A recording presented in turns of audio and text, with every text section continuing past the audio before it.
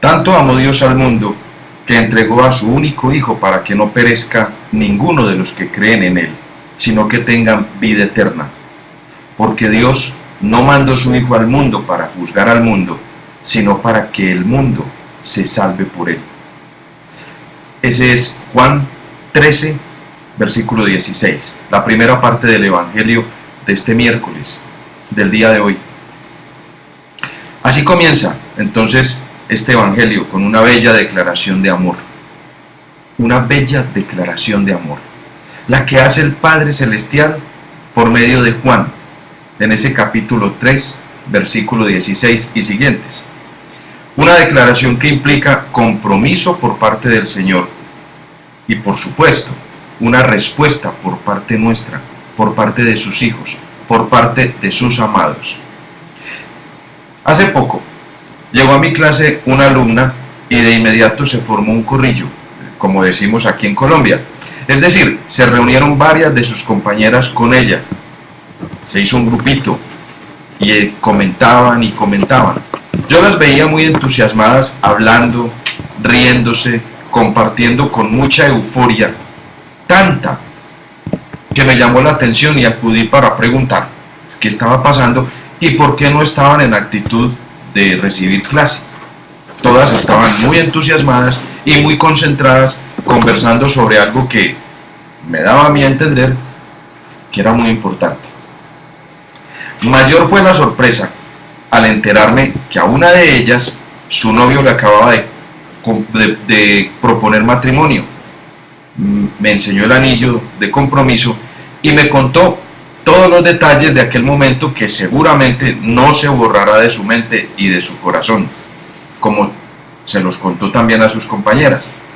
¿Cómo ardía en su corazón? ¿Cómo le brillaban los ojos al compartir su buena noticia? ¿Cómo rompió el protocolo de clase y nos contagió a todos de su alegría y de toda su plenitud? Pues así deberíamos sentirnos hoy los cristianos católicos, al sabernos tan amados por Dios. Tanto nos amó, dice ese capítulo 3, versículo 16 de Juan, tanto nos amó que no nos entregó una sortija, como lo hacemos los hombres a las mujeres cuando las pretendemos por esposas, sino que fue mucho, a mucho más. Nos entregó a su propio Hijo como prenda de amor, del amor más grande y más puro. Lo hizo no solo para que no quedaran dudas del amor, de su amor por cada uno de nosotros, sino que lo hizo para que no perezca ninguno de los que creen en Él.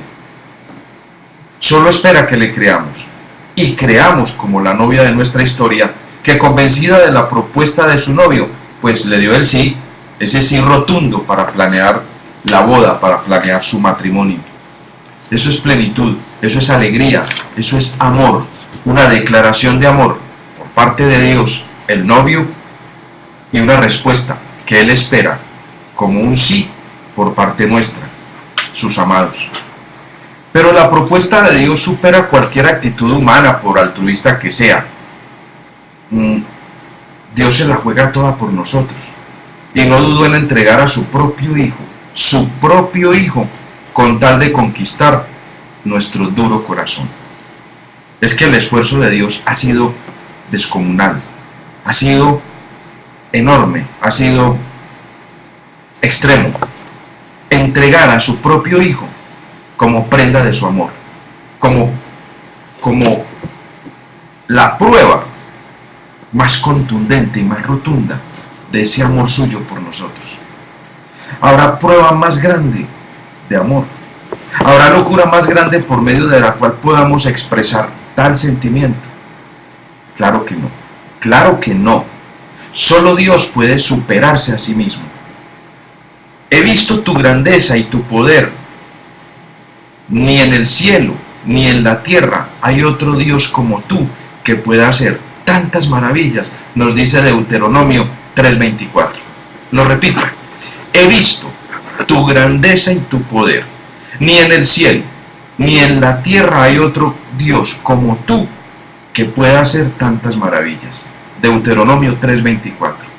Ese es el reconocimiento al amor de Dios. Es el reconocimiento a que lo entendamos, a que lo seamos conscientes de todo ese amor, de toda su grandeza, de toda su plenitud. Pero ¿de dónde tanto amor? Es la pregunta. Y la respuesta la escucharemos este domingo de Pascua, o la escuchábamos este domingo de Pascua, con motivo del Día de la Divina Misericordia. Esa es la respuesta: misericordia. Con base en ella, Dios nos ofrece la salvación, es decir, su amor de manera gratuita.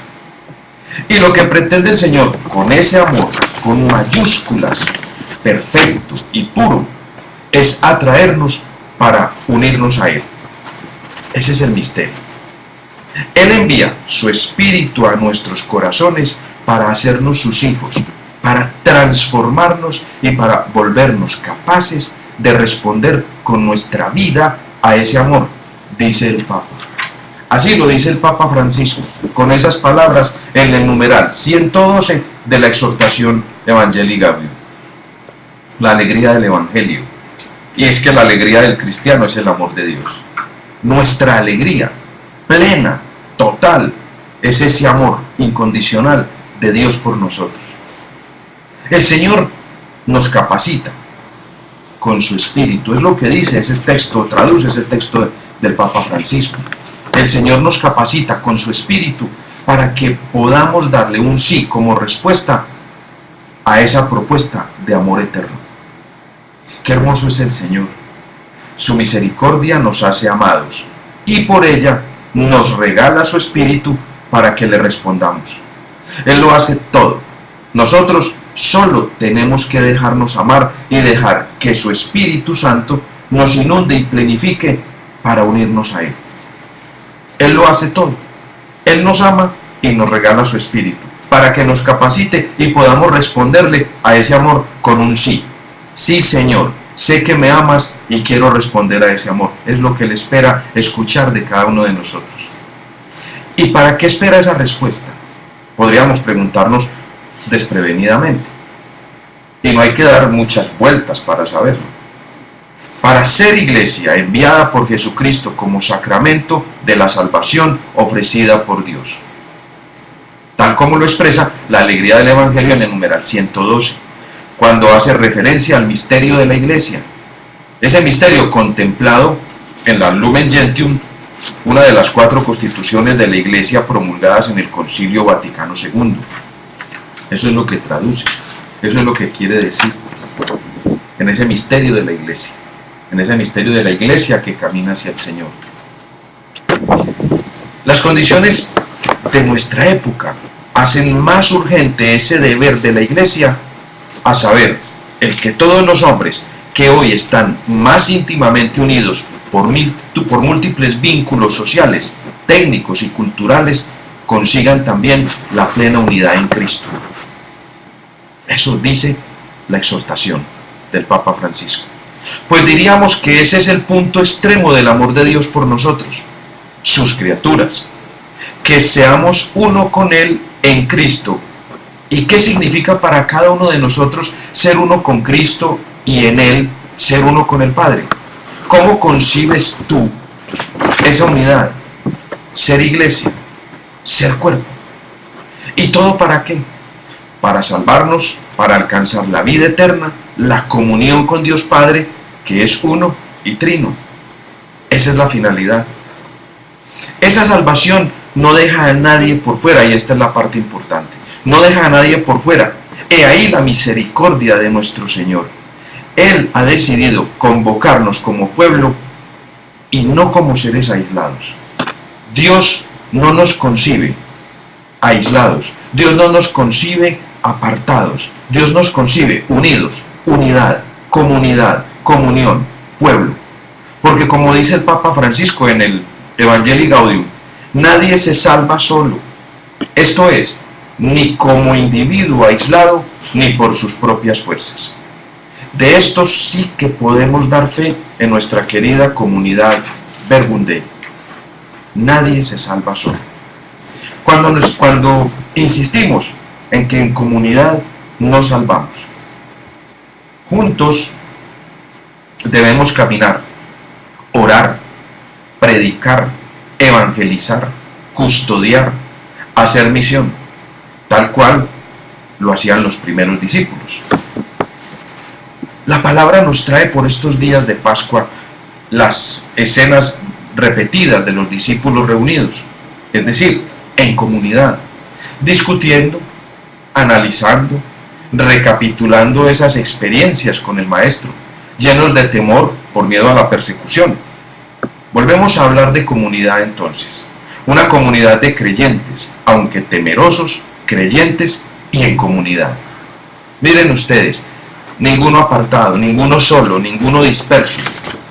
Comunidad, comunión, caminando, reuniéndose, discutiendo, conversando, analizando, orando, por supuesto, como comunidad.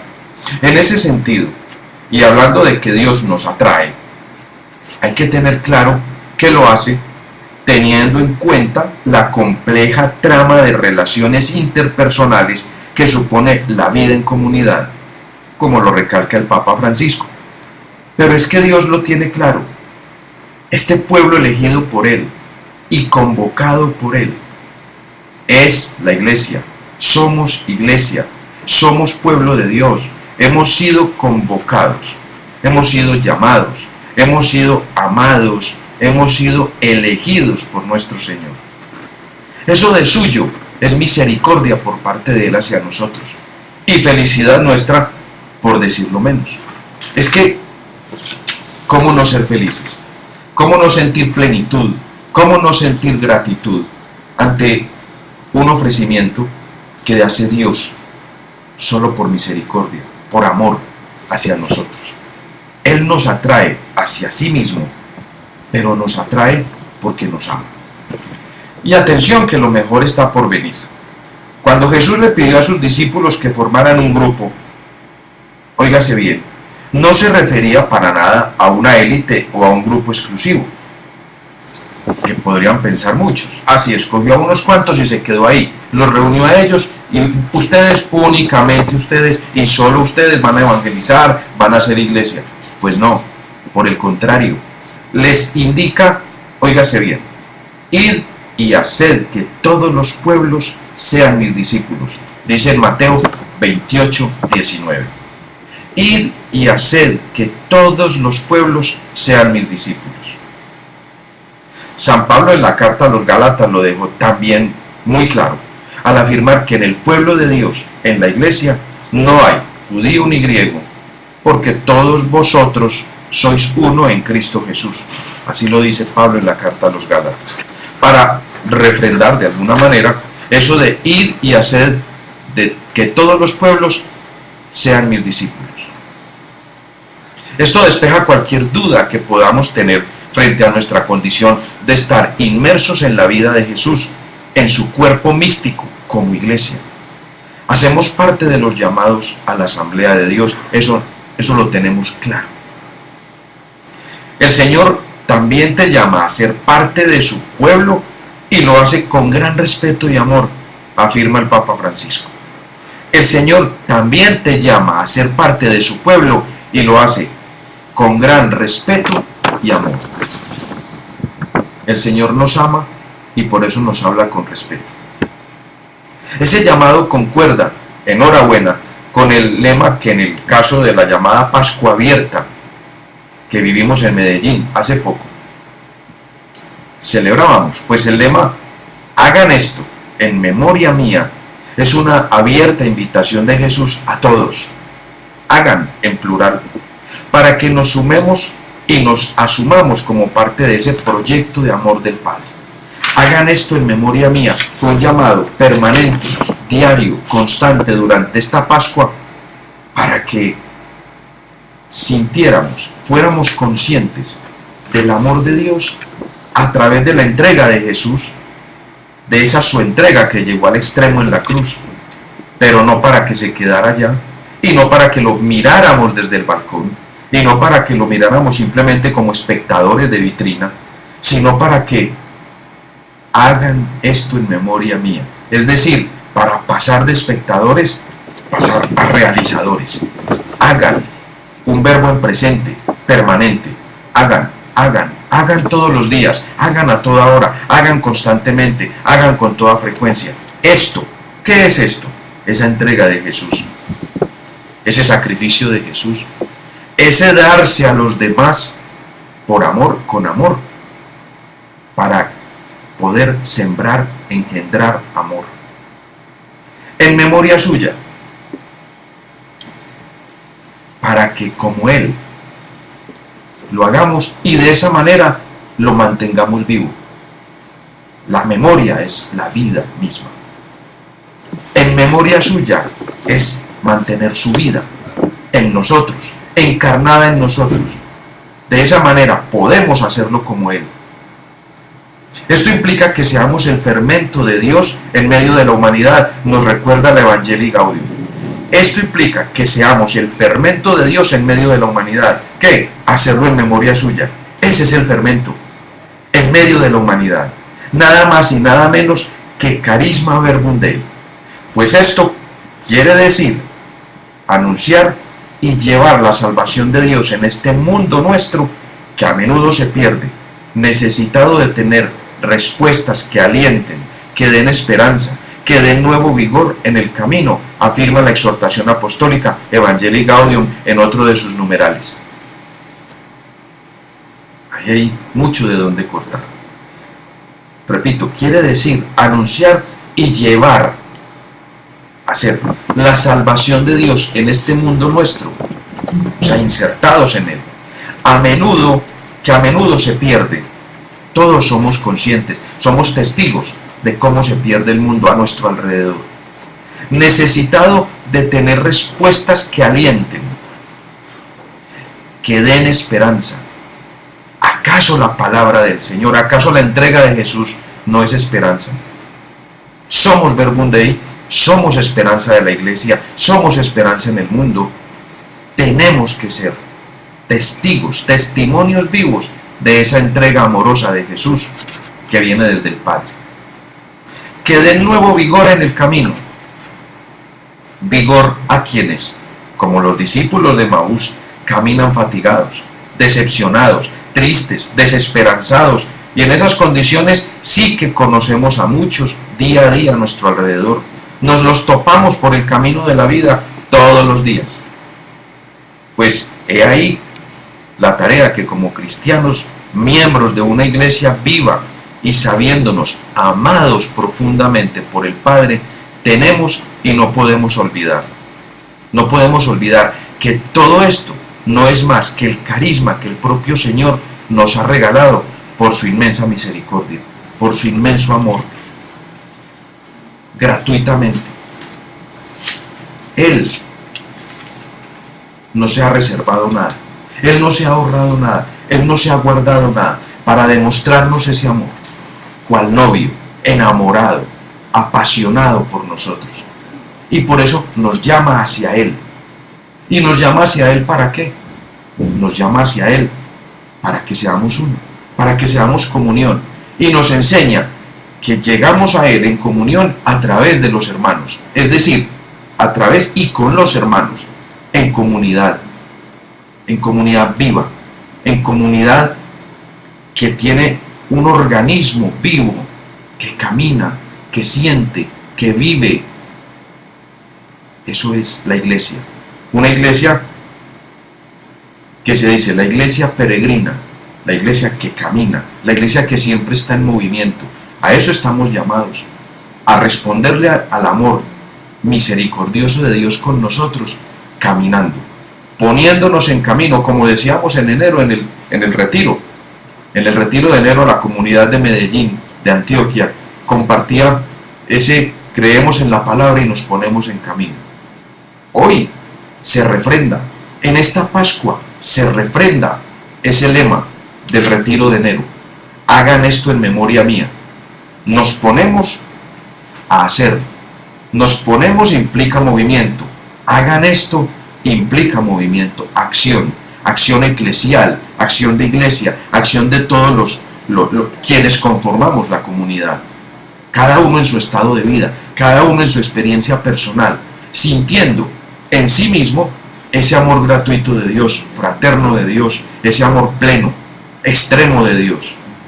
Y así, teniendo eso presente, entonces somos conscientes de por qué hay que caminar, por qué hay que ponerse en camino, para hacerlo, para hacer todos los días comunión, para hacer todos los días ese camino que Jesús hizo, de entrega desde ese lavatorio de los pies, de servicio, de fraternidad, de amor, de no pensar en qué es que el otro, en qué es que aquel, en qué es que fue, no, es simplemente en saber que todos somos hermanos, que todos somos uno en el reino de Dios y que en comunidad, en unidad debemos caminar, como esos primeros discípulos cuando se reunían, muy temerosos, muertos de miedo, pero se reunían.